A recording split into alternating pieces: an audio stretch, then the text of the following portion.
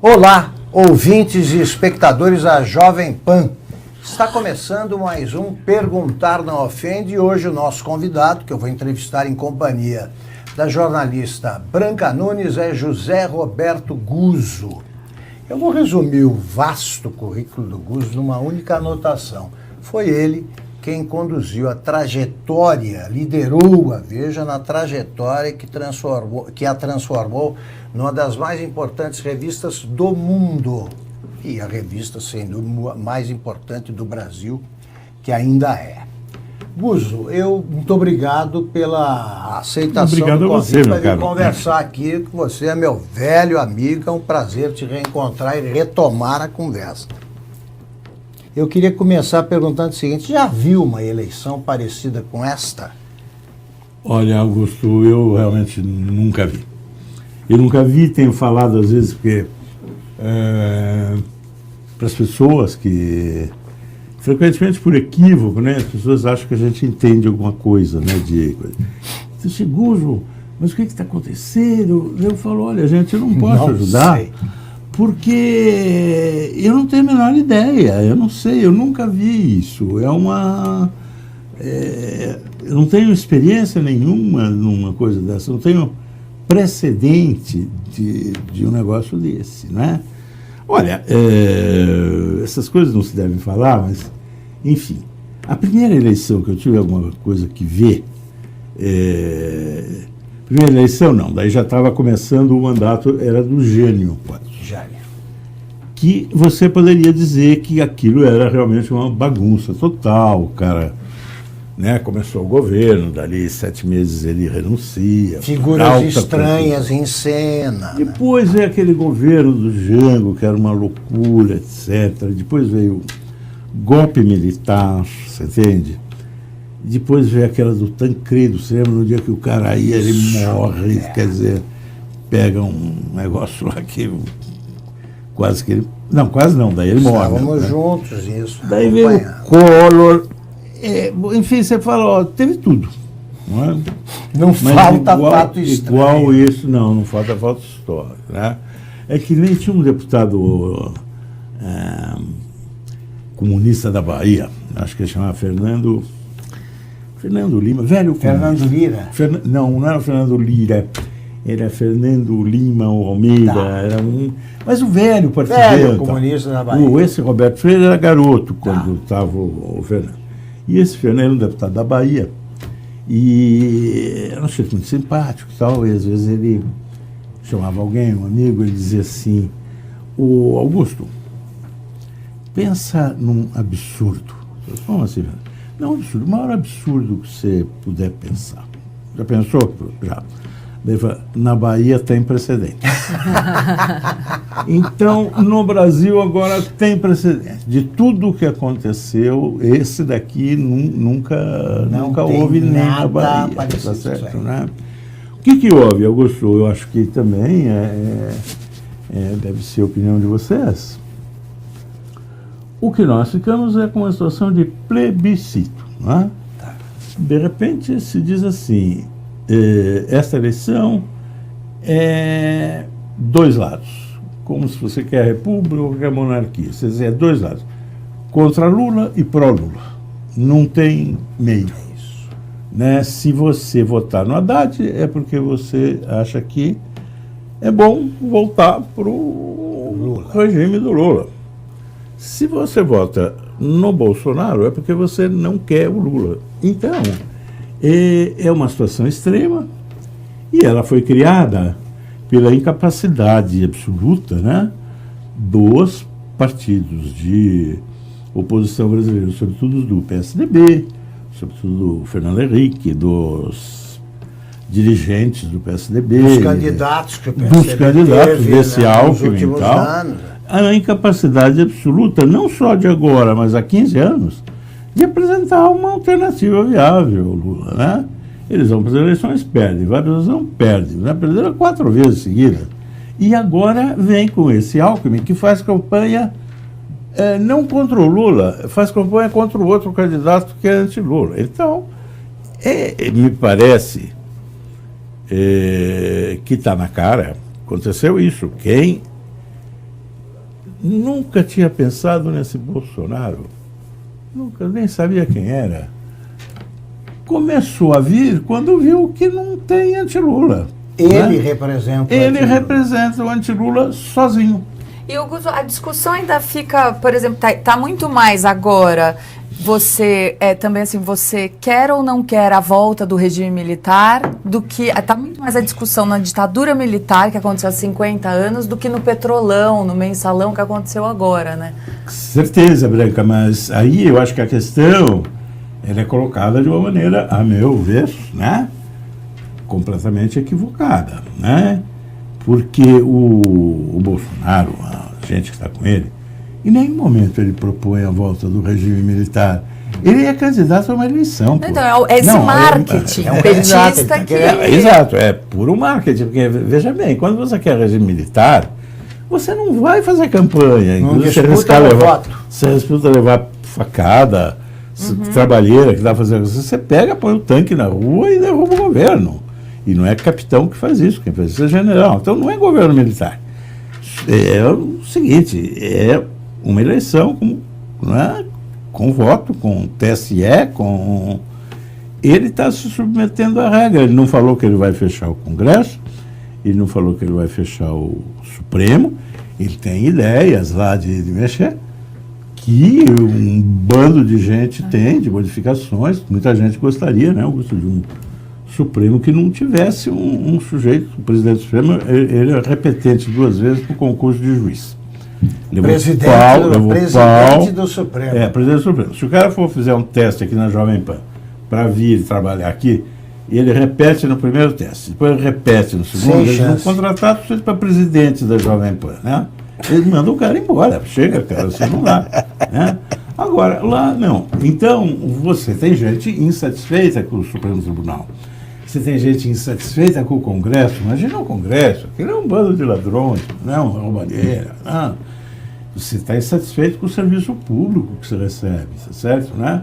Então, o Bolsonaro tem lá ideias de mexer essas coisas, mas não quer dizer que ele vai acabar com o Congresso, nem vai acabar com o Supremo, nem vai acabar com todas as leis. Ele disse que ela vai fazer dentro da lei. Ele registrou isso aí na entrevista. Não, o que admira é esse marketing, que é, por exemplo, agora até o Temer está sendo apresentado como coisa do Bolsonaro. Até o Temer. Não, o Temer é uma coisa... Não, isso é puro marketing. O Temer... Olha, o Temer... Branca, foi você que botou o Temer de vice-presidente? Quem foi? Foi o Lula. Ele fez questão. Eu nunca votei no Temer. Eu nunca votei no Temer. O Temer, no máximo, foi meu colega de escola. Agora, e acho que não votei no Temer nem para presidente do Centro Acadêmico. Ou se votei, foi nessa eleição. Agora, quem escolheu o Temer foi o Lula. Sozinho. Tinha até gente que não queria. Ele falou, não, vai ser o Temer, sim. E esse governo que está aí, isso é o fim do governo Dilma, né? Que já está vendo. Que era o governo Dilma.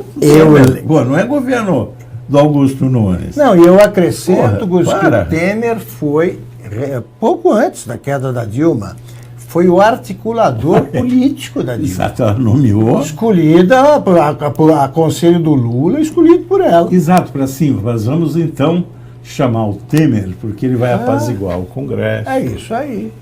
Bom, então, ali voltando, gente, não conseguiram fazer uma oposição, né?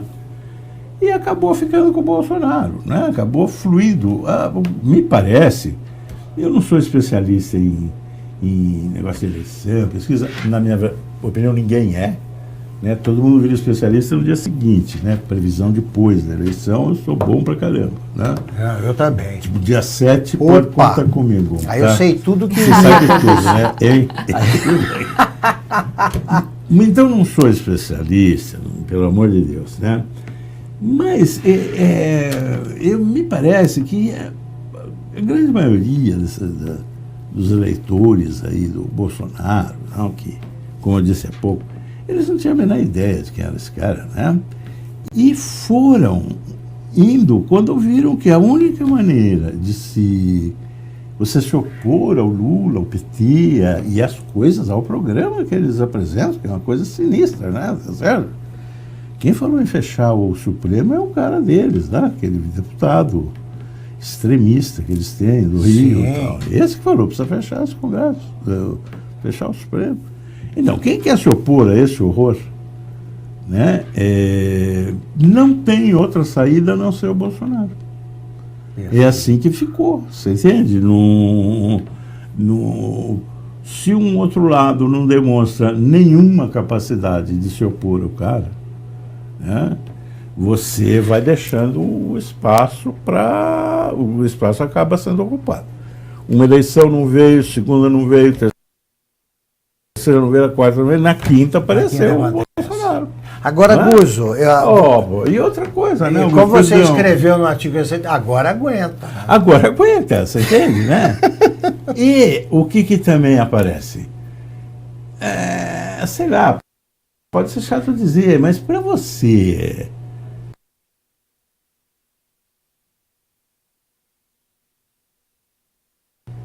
Presta atenção, para você enfrentar realmente o Lula e o PT politicamente, você não pode ser Fernando Henrique, nem Alckmin, nem esses caras.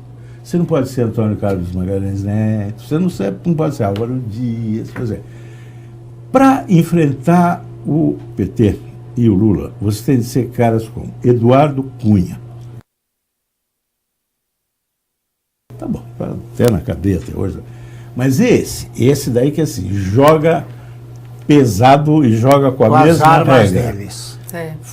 Ele estava quieto, brigaram com ele, ele falou, eu vou derrubar a Dilma. E derrubou mesmo, ele fez 3/4 do... É ele que aceitou o pedido, ele que articulou para derrubar a Dilma. Esse é o Eduardo Cunha. Aquilo na mão do Serra não durava 15 minutos o impeachment, né? Desistia, eles entravam, convocavam uma reunião, chamavam Tasso Gereissati, acabariam votando um voto de louvor ao Dilma. Essas coisas, agora no Eduardo Cunha, ele é bandido, quer dizer, não estou me referindo a bandido no sentido comum, é bandido no sentido de durão, ele joga o mesmo jogo dos caras. Bandido jogando com bandido. Não, exato, e agora também. Ganha do Lula, o cara com o Bolsonaro. O cara vai falar assim, olha, eu sou contra vocês. Eu acho que vocês são um bando de ladrão.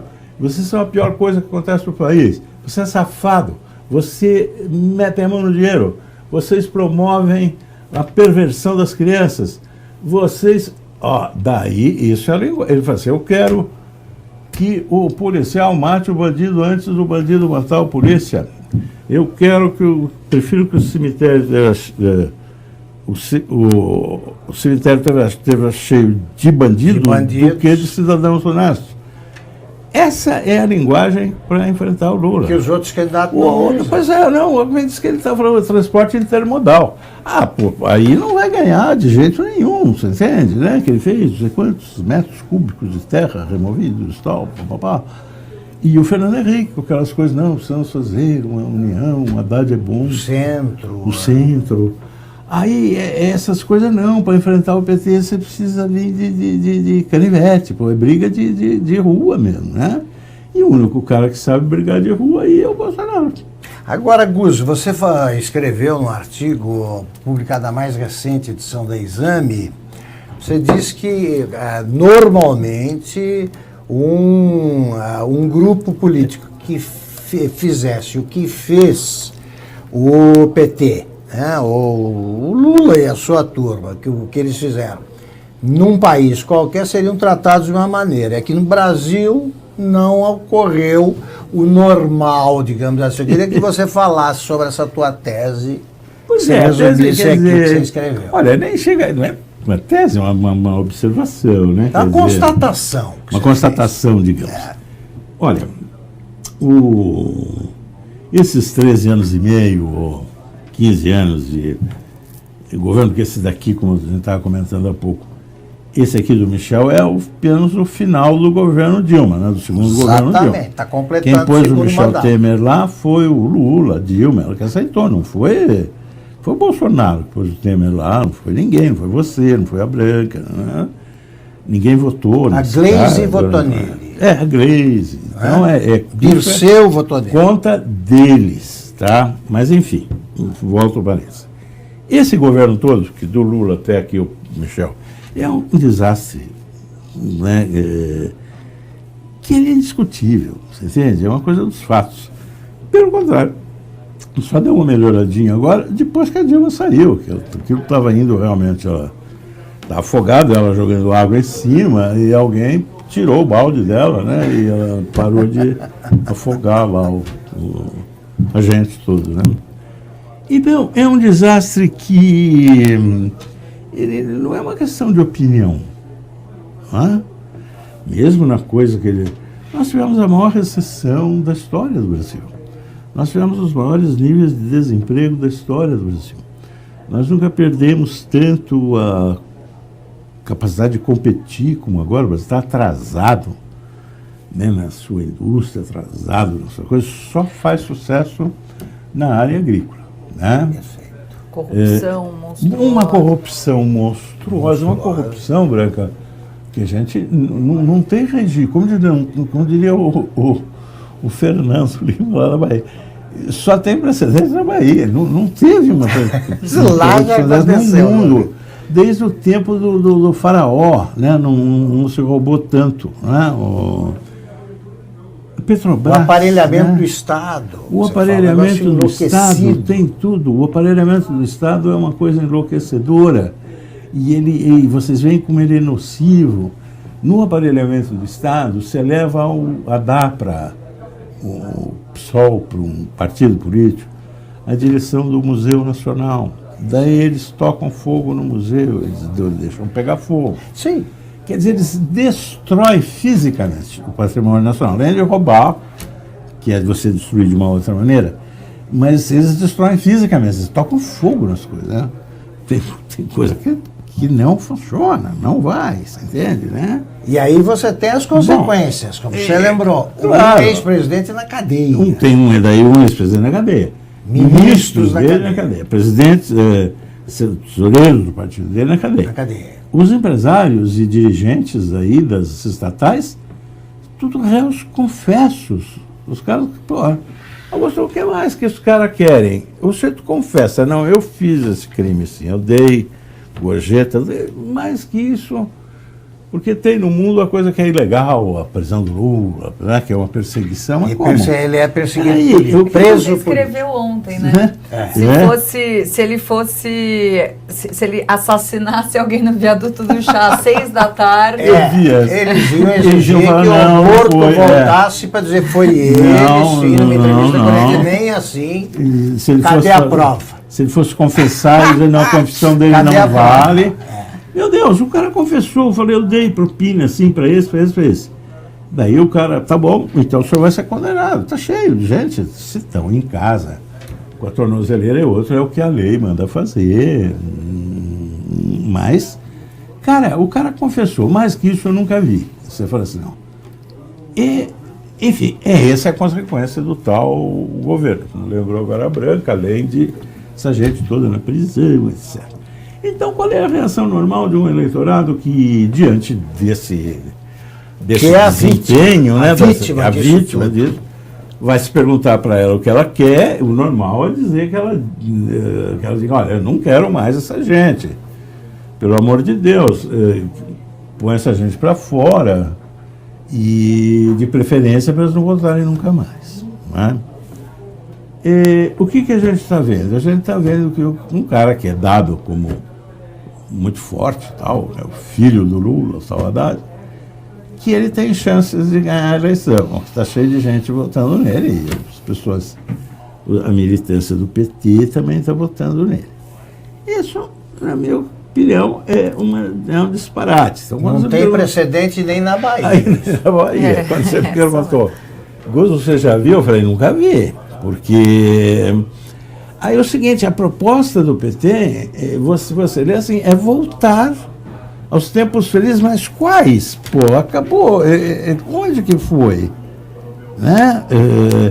Isso tudo, a situação que tem hoje no país é fruto de quem que é? Não é do Alckmin, não é do Bolsonaro. Ele não criou nada disso. Né? E a que se atribui isso, Lúcio? É incompetência da oposição? Eu acho que primeiro a incompetência eu acho que, em primeiro lugar, tem uma ignorância monstra do eleitorado. Sabe? Essas coisas é chato dizer, porque parece Sim, mas que você não é democrático e tal. Estou pouco ligando. É fato. A metade é analfabeto, ou semi-analfabeto, o cara não consegue ler, não consegue entender. Ó, esse negocinho que você escreveu aqui, você vê, o cara trava. Ele não sabe, a maioria, tá certo? Ou não tem informação, ou não tem interesse. Esse é o eleitorado, e é o eleitorado que é obrigado a votar. Se o voto fosse livre, você teria as eleições, você não teria esse quadro. Entende? Acho, na minha opinião, não teria esse quadro.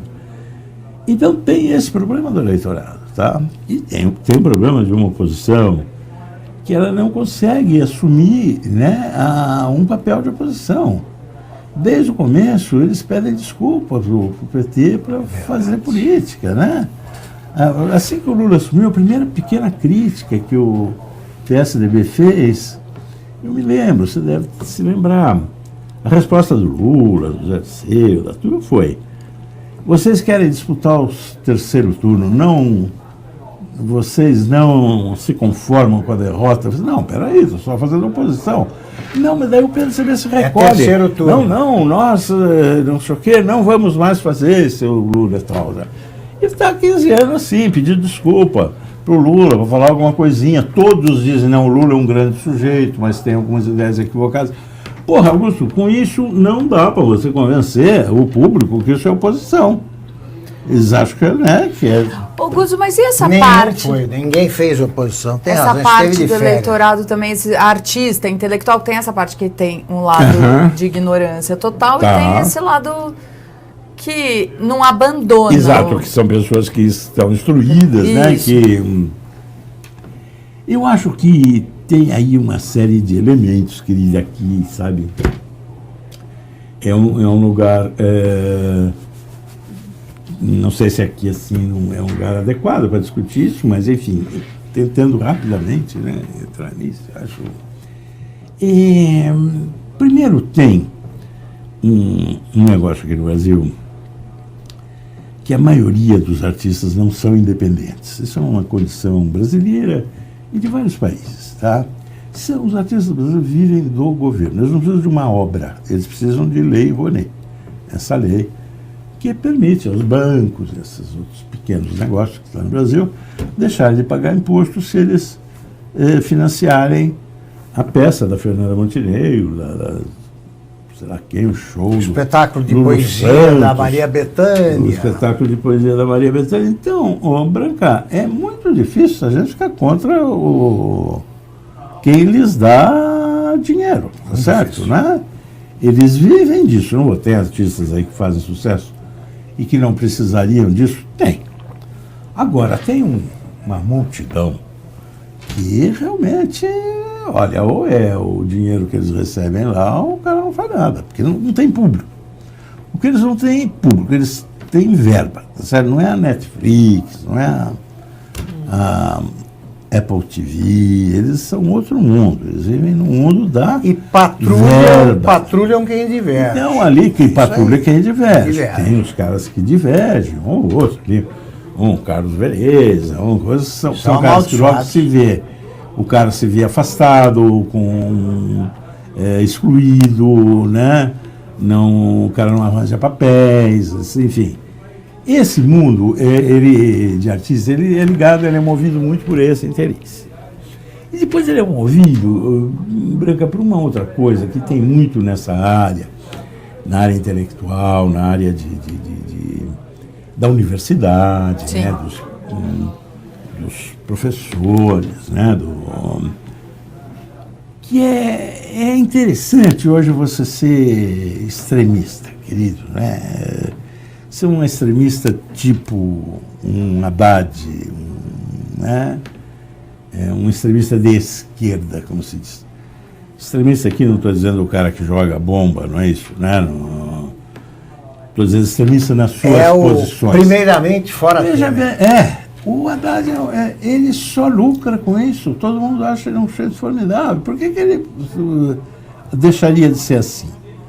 o Lula é um cara extremista, são todos heróis. O Lula, né? A ONU, os caras da ONU acham que ele é injustiça. Então, essa gente toda branca, ele fala assim, pô, eu não quero o negócio político, o mais simples é eu ir aqui para a esquerda, entende?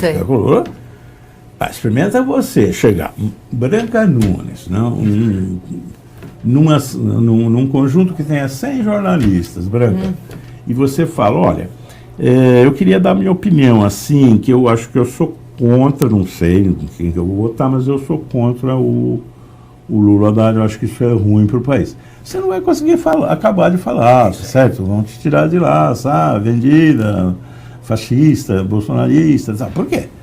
Porque a maioria... Então, você fala, próxima vez que eu for lá, eu vou falar que eu sou pró-Haddad, porque daí vão lá, branca, tal, né? É assim, você entende, né? Então você discordar deles é um ato de coragem. Exatamente, então é mais cômodo fazer isso, você entende? E, sobretudo, tentando encerrar isso aí, esse tipo de posição assim, te dispensa da pior coisa, que te dispensa de tentar apresentar alguma solução para algum problema, tá certo? Como você não tem a solução e como dá trabalho você pensar, você vai para uma posição de extrema. É evidente que tem de restribuir toda a renda do Brasil, que está tudo errado. Porque você não quer se debruçar sobre as enormes dificuldades que são resolver os problemas. Você vai para a fantasia. Vamos voltar aos tempos felizes que não foram felizes. Que nunca foram. Eu já ouvi falar voltar aos tempos dourados do Juscelino. Ninguém estava vivo. Não. Os caras nem morto, aliás, não tinha nem nascido, né? Agora, Guzzo, como é que você viu o episódio do atentado ao Bolsonaro? É um fato que esse sim não tem precedentes, né? Um candidato favorito esfaqueado numa manifestação. Eu até achei isso uma coisa sensacional, a sua entrevista que você fez com o Bolsonaro outro dia. Obrigado, Guzzo. Você se dizia para o público, você diz, olha, peraí, gente, eu estou aqui fazendo entrevista com um cara que passou por um negócio que nunca houve. Então, meio que você deu a entender, se é bem que eu me lembro, foi? Que você estava espantado que não estavam achando isso uma grande coisa. Exatamente, não se fala nisso. Não, o Bolsonaro, vários candidatos, como? O cara está no hospital. E falando sobre isso pela primeira vez. Pela primeira vez, essa foi a primeira vez que nós vamos falar, o cara está lá na cama, não está com sonda, mas o cara está... Tinha acabado de tirar. Estava mal pra caramba. É isso aí. Estava num... É isso aí. Gente... Olha, eu acho que isso aqui é uma razão de espanto, né? E é mesmo, né? Eu vejo isso daí, Nunes, como uma...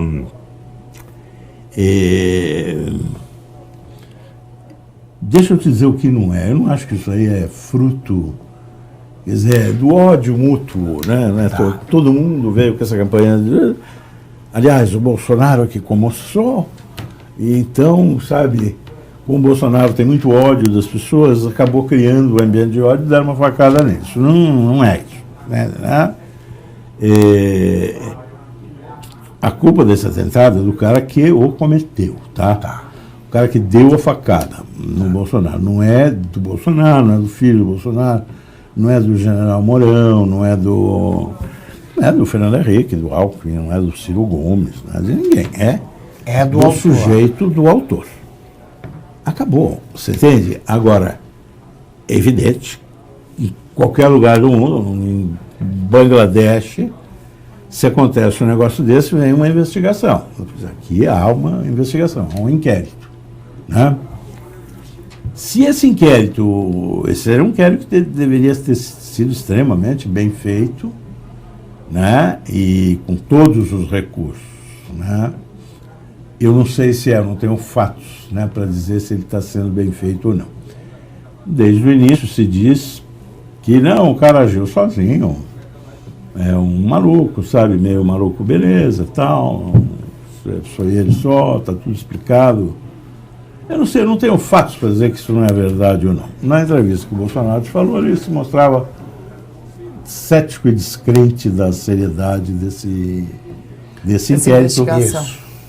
Há um sujeito um delegado que é político nisso, que é do PT, que teve cargos da Dilma, mas eu não tenho fato para dizer isso, então não vou. Não é? Se for, além, eu digo, é o cara. E quem está atrás dele. Se não descobrir nunca quem está, eu não posso falar nada. Se descobrir que ele é sozinho, então é ele sozinho. Agora, porra, não pode botar... Desculpa. Claro, não, aqui está tudo liberado. Não pode botar isso a culpa na direita, porra, ou nos outros. E na própria vítima. E na própria vítima. Começa pela vítima, mas depois, Branca, se estendeu para o simples eleitor. A cultura do ódio. Sim, você vai votar no Bolsonaro? Então, é por isso que teve facada. Você fala, pô, eu não entendi nada. Então, isso é uma coisa que existe muito na mídia, que é outra coisa, querida. Vamos dizer a verdade, a mídia não é independente no Brasil. A mídia, na sua grande maioria, né? Não vou dizer que não haja liberdade, porque o Augusto escreve o que quer, você também, eu, você escreve. Você fala na rádio, parece na televisão e tal. Não é isso, falta de liberdade. Mas ela não é independente, porque a maioria das pessoas torcem para um lado e não para o outro, você entende? O coisa do Bolsonaro é pequeno, você entende, né? Se apurou mais aquelas coisas do Joesley, lembra do... É verdade. Temer, a Globo chegou a pedir a renúncia do Pedro. Mas ele sabia a renúncia do Temer. Então o Joesley foi preso e condenado por mentira. E a Globo queria que o Temer renunciasse. Bom, se isso não é parcialidade, não da mesma, da maioria das pessoas que escrevem, falam e aparecem na mídia. A imensa maioria. É a imensa maioria. Isso leva a fazer o atentado ser menor, a fazer, né? Mas sem dúvida, não se pode dizer que a mídia está dando a impressão que o que houve aí foi um episódio, uma explosão de ódio, da pregação do ódio, quando não, foi um crime, era um cara que queria matar o Bolsonaro, não sei a mando de quem ou se por conta dele. Mas é isso que aconteceu, dá licença, não vem agora pôr a culpa em mim, que eu não fiz nada, eu não dei facada em ninguém, certo? Né? Perfeito. Guzzo, nós estamos chegando no fim desta conversa, infelizmente, eu acho que você vai estar aqui pela Jovem Pan muitas vezes. Eu gostaria muito tempo. Queria te agradecer e registrar o seguinte, os teus artigos fazem esse enorme sucesso porque você se baseia em constatações. O jornalismo está deixando de fazer isso. Não, ele... Que é o bom senso. É o bom senso, a lógica comum. É isso que está acontecendo. Tabuadas, né? Essas coisas que o livro de geografia, que diz que, né, o estado de Minas está ao norte do estado de São Paulo, eu uso essas coisas. Isso, exatamente, né? Isso. E procuro não complicar, fazer raciocínio simples, tá certo? Porque, diabo, quando a gente conversa entre nós, o público talvez não sei se saiba, quando a gente conversa entre a gente é muito simples, viu, público? A gente fala coisas simplésimas, quando eu falo com a Branca, olha, qualquer e é o que estamos falando aqui. Qualquer um entende o que a gente fala. Agora, quando o cara, e é como a gente está fazendo aqui. Agora, o cara vai para o jornal, para a televisão, ele começa a falar difícil, você entende? Ele começa a complicar, daí ninguém entende. Eu procuro escrever, falar de um jeito mais simples possível, né? Foi o que você fez aqui durante esta meia hora. E quanto a tudo, para terminar essas pesquisas que agora no fim estão essa confusão do diabo, diárias, né? 2 vezes por dia. Eu digo o seguinte, eu não tenho a menor fé nisso tudo, eu acho que não estou absolutamente, de novo, não tem nenhum fato para me dizer que eu esteja contestando a integridade das pesquisas. Mas eu acho que o que vai realmente refletir a situação é a votação no dia 7. Né? Terminamos aqui a conversa com José Roberto Guzzo, um dos maiores jornalistas da história da imprensa brasileira. Perguntar não ofende, volta na semana que vem.